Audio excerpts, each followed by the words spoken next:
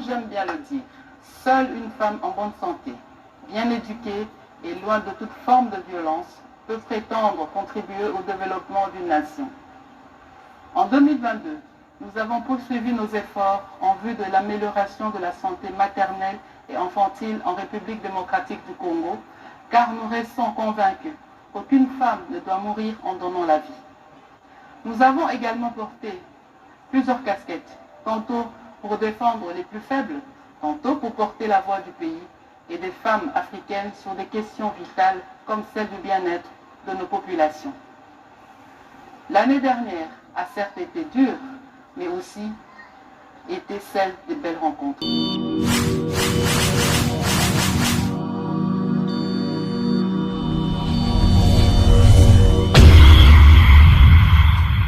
Madame, Monsieur, bonsoir et bienvenue à ce tout premier rendez-vous de l'année 2023. Nous espérons que la nouvelle année a bien débuté pour vous et que vous êtes disposés à nous recevoir dans vos salons. Alors, merci pour votre fidélité. Plus Forte Magazine de ce soir est une édition spéciale qui reviendra sur les activités déployées au courant de l'année qui s'est achevée par la première dame de la République et présidente de la Fondation Denise Nechirou Tshisekedi. Et pour une édition spéciale, une invitée spéciale, nous avons donc le plaisir de recevoir pour vous ce soir la First Lady de la République démocratique du Congo, la distinguée Denise Nechirou Tshisekedi. Bonsoir madame, merci d'accepter l'invitation. Dans le déroulé de ce magazine spécial, nous avons prévu que vous puissiez nous présenter, évidemment selon le format de votre choix, les résumés de vos actions entreprises en 2022. Êtes-vous prête à vous lancer? Bien entendu. Merci. Plus Forte Magazine spécial rétrospective 2022, c'est maintenant.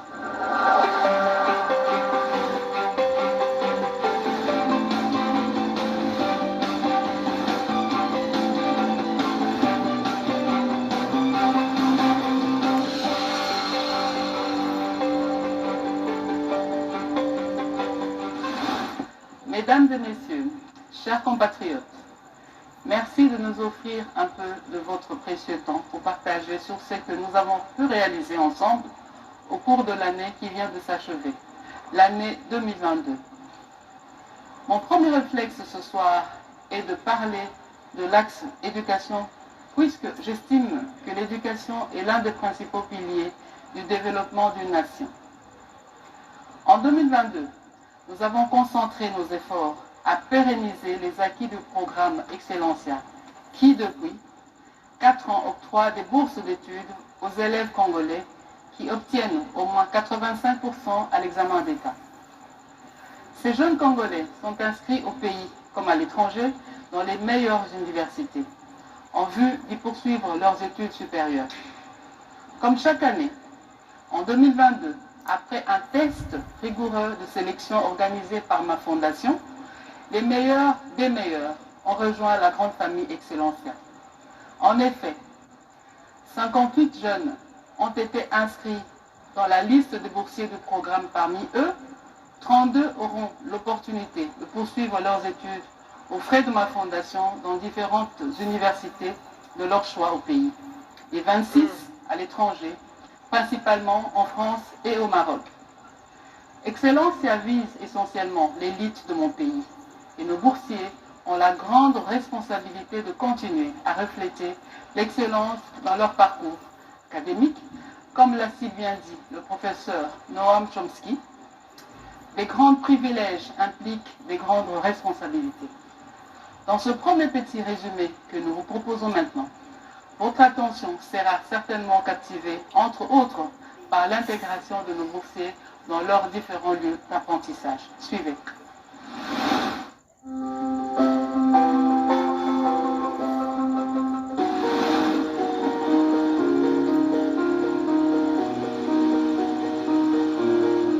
Ils sont au total 118, répartis dans différents locaux, tous lauréats de la toute dernière session de l'examen d'État. En posant leurs doigts sur le clavier, ces jeunes venus de différentes provinces de la RDC savent pertinemment que leur avenir se joue en un clic. Heureusement pour eux, ils ont reçu quelques heures avant une bonne dose de motivation de la part de l'initiatrice du programme Excellencia. Vous avez déjà fait 85%. Pourquoi vous stressez? Ici c'est 70, hein, c'est rien. Hein? En tout cas, je suis venu personnellement pour vous encourager. Je sais que vous allez y arriver. Les résultats de ce test ne vont pas tarder à être connus. Seuls 58 lauréats ont satisfait à cette évaluation. Ils s'offrent désormais une 4e édition à cet ambitieux programme de la Fondation Denis Nyakiro Tshisekedi.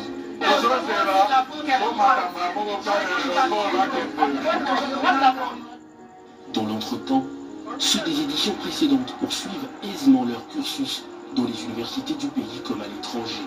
L'évolution positive de la coopération avec Rabat a permis au programme d'augmenter le nombre de boursiers au Maroc. En 2022, 9 autres boursiers de la 2e et 3e édition, dont certains venus de province, ont quitté Kinshasa pour rejoindre les universités marocaines de leur filière.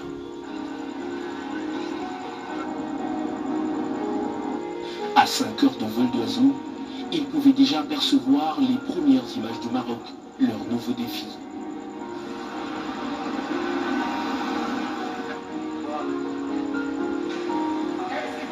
Le temps que ce boursier s'installe, nous nous rendons dans une autre ville marocaine à la rencontre d'un autre boursier déjà installé il y a quelques années. Osela Matedi, boursier de la première édition Excellencia, s'apprête à débuter sa journée, mais de manière peu ordinaire, car il a reçu la visite de responsables de la fondation venus évaluer son niveau d'intégration. Décidément, il s'est déjà familiarisé avec son environnement.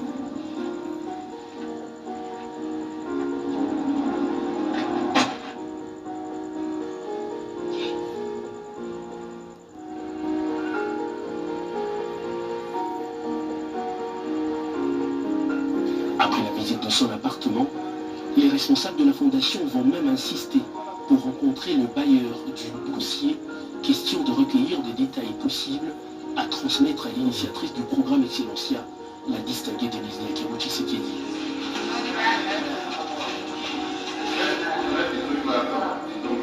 La solidarité, c'est l'un des éléments majeurs qui caractérise la vie de ce boursier. Je prépare pour ce nouveau boursier parce qu'ils ne se sont pas encore installés, donc voilà, c'est pourquoi je prépare pour tout le monde.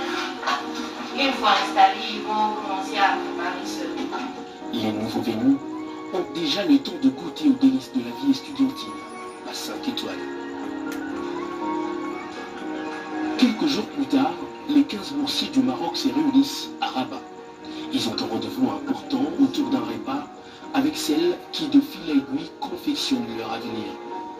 Une future élite qui prend forme dans plusieurs domaines et même se vide pour le pays. Je suis l'élève officier Benoît Mpataï Chabantou de la 99e promotion à l'Académie royale militaire de Meknès. Je suis de la promotion 2e année à l'école royale des Leurs à Marrakech, bien sûr, et je fais la spécialité de l'aviation. Première année, c'était plus l'apprentissage. Et maintenant, la 2e année, nous sommes maintenant dans une autre phase. Et la 3e année, on va finir, ça c'est selon mon école, on va finir toute la formation qu'on devait passer ici et nous allons revenir au pays. Cette fondation nous aide, nous, étudiants congolais, à aller acquérir des connaissances dans des pays étrangers pour les apporter, les ramener chez nous et pour participer au développement et à l'émergence de notre pays. Je ne crois pas que quelqu'un va vouloir laisser passer cette chance à faire des bêtises. Donc tout le monde sera sérieux, va se donner à fond et on aura de bons résultats, Inch'Allah. Une fierté pour la première dame qui croit en un lendemain meilleur de la RDC avec des jeunes bien formés aux commandes des affaires. C'est ça la vie. Les étudiantines, quand on est vu chez ma maman, c'est différent. Donc je compte vraiment sur vous pour exceller. Mieux qu'un commandant qui galvanise ses troupes, c'est une mère qui raffermit le moral de ses enfants. La fierté du pays, on compte beaucoup sur vous. Moi j'entends ça chez d'autres personnes, dans les personnes dans l'université qui disent vraiment le stress de ces enfants là-bas pour travailler au pays, pour nous apporter quelque chose de neuf. Et nous sommes là pour vous accompagner et on compte vraiment vraiment. Année après année, l'ambitieux programme Abraham Excellencia a su convaincre même les plus sceptiques de Congolais. Il est aujourd'hui un soutien à la gratuité de l'enseignement de base initié par le chef de l'État, Félix Antoine Tshisekedi, du fait qu'il assure en quelque sorte un prolongement de cette gratuité en offrant à plusieurs jeunes Congolais l'opportunité de parfaire leur cursus universitaire dans les conditions les meilleures.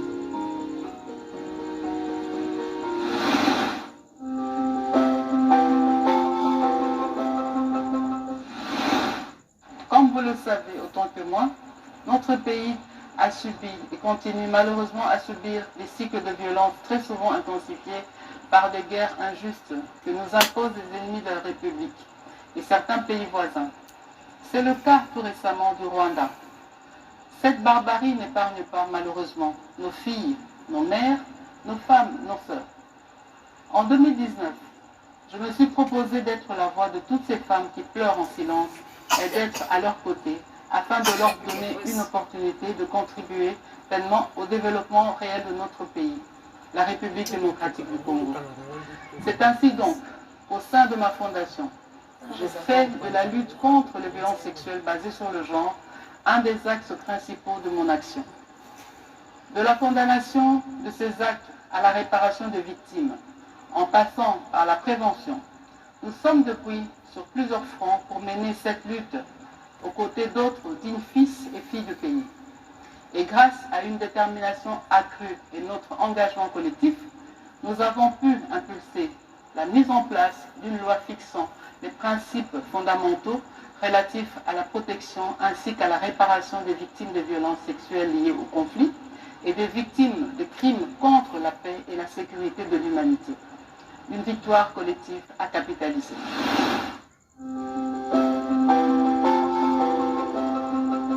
On veut remporter une victoire sur des atrocités qu'on n'a pas demandé, qu'on n'a pas cherché, qui nous ont retrouvés où est-ce qu'on était. On n'a pas demandé d'être victime. Et on ne demande pas d'être victime, on est victime de quelque chose. Plus qu'un souhait, c'est un désir profond de reconnaissance que ressentent les victimes de différents conflits qu'a connu le pays depuis plus de 2 décennies. Un besoin multiforme qui trouve satisfaction à travers la loi cadre fixant les principes fondamentaux de la protection et réparation des victimes de violences sexuelles liées au conflit et autres crimes contre la paix et la sécurité de l'humanité récemment promulgué par le chef de l'État. Le Fonds pour la réparation des victimes, un projet qui ne sort pas du vide. Il faut savoir que la RDC est un pays qui a connu beaucoup de conflits et malheureusement des conflits persistent. Et donc il y a toujours eu un besoin de réparation, disons de prise en charge de toutes les victimes que ces conflits ont pu générer. Et donc partant de là, il y a la première dame dans son combat en tant que championne des Nations Unies pour la prévention des violences sexuelles liées au conflit, avait déjà participé par son plaidoyer à la signature de l'addendum au communiqué conjoint des Nations Unies et RDC. Et dans cet addendum, c'est-à-dire dans cet ajout au communiqué conjoint, il y a une série d'actions que le gouvernement devrait mettre en place pour prévenir et voire aussi prendre en charge toutes les victimes qui ont été connues, des victimes de violences sexuelles issues des conflits. Et parmi les recommandations, il y a la mise en place d'un fonds national de réparation. C'est de là qu'est parti l'engagement de la première dame pour militer sur cette question. Un engagement qui va se matérialiser par la tenue d'une table ronde sur la question avec la participation de plusieurs acteurs et même du président de la République. À la suite de recommandations formulées, la machine a été actionnée.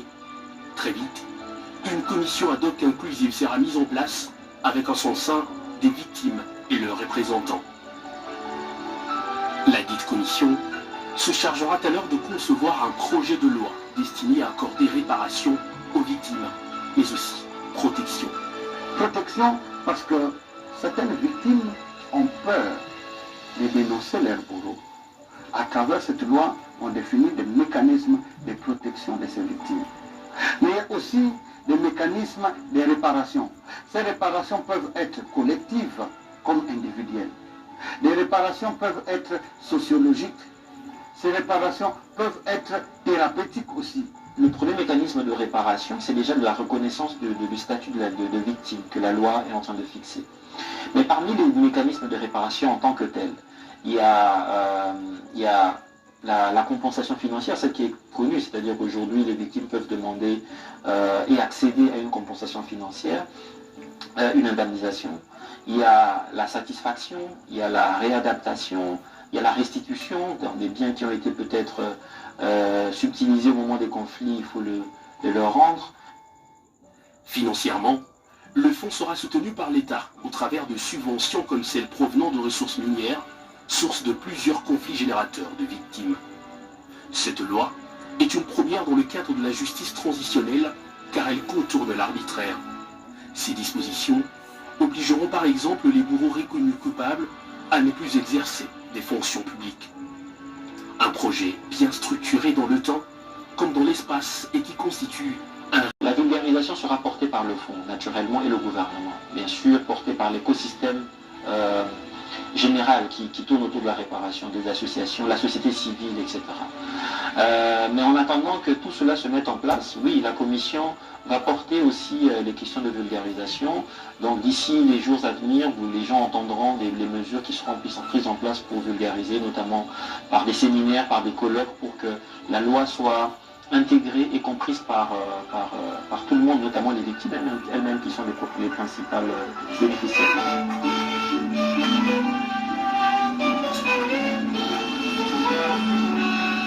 Une victoire donc pour ces victimes déjà répertoriées à l'issue d'une série de consultations menées par le ministère des Droits Humains et sur base de documents tels que le rapport mapping ou encore le livre blanc récemment publié.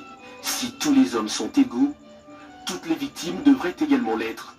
Cet argument constitue le leitmotiv de la distinguée première dame, plus que déterminée à porter cette lutte jusqu'au bout.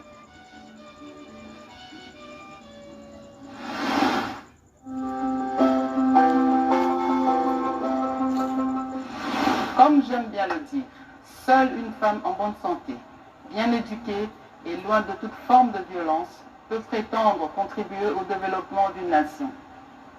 En 2022, nous avons poursuivi nos efforts en vue de l'amélioration de la santé maternelle et infantile en République démocratique du Congo, car nous restons convaincus qu'aucune femme ne doit mourir en donnant la vie. Nous avons également porté plusieurs casquettes, tantôt pour défendre les plus faibles, tantôt pour porter la voix du pays et des femmes africaines sur des questions vitales comme celle du bien-être de nos populations. L'année dernière a certes été dure, mais aussi été celle des belles rencontres.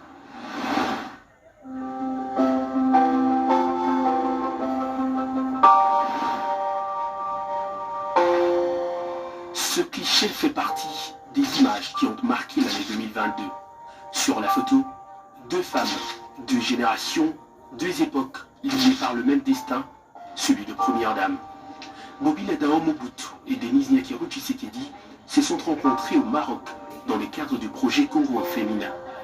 Un projet initié par l'actuelle première dame et qui réconcilie dans une certaine mesure le Congo et son histoire en honorant celles qui ont impacté le Congo ces 60 dernières années.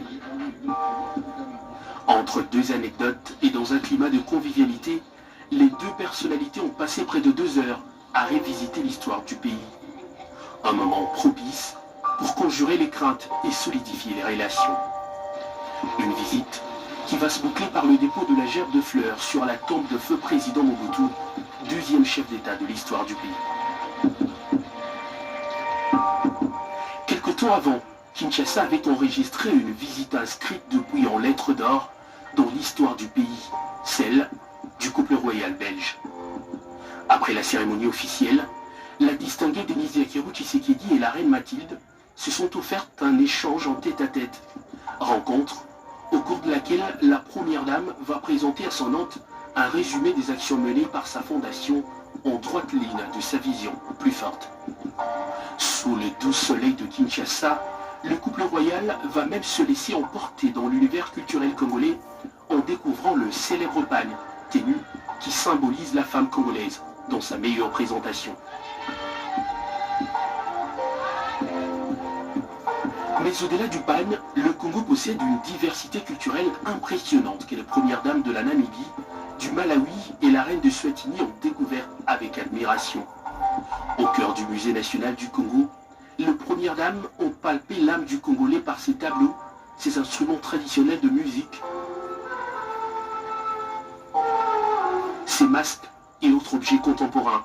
Une immersion au cœur de l'histoire du présent et passé du Grand Congo pour les hôtes de la Première Dame, présentes à Kinshasa dans la suite de leur époux pour prendre part au 42e sommet de la SADC. 2022 est aussi l'année qui a vu la Première Dame de la RDC décrocher la vice-présidence de l'Organisation de Premières Dames d'Afrique pour le développement. Élue par ses pairs pour un mandat de 2 ans, la distinguée Denise Yakiru Tshisekedi exerce depuis juin dernier aux côtés de Monica Gengos, présidente de l'OPDAD et première dame de la Namibie. L'arrivée du nouveau comité directeur de l'OPDAD augure une nouvelle ère, celle d'une participation active à la recherche de solutions aux problèmes de population. Yo, ici Cappuccino, Albigi, El Guapo, Mister la musique bio, sans microbes. Suivez la chaîne RM Live TV, c'est du professionnalisme et vous ne serez pas déçus. L'information à la source même. Alors on est ensemble, RM Live TV, the best one. Aïe aïe aïe.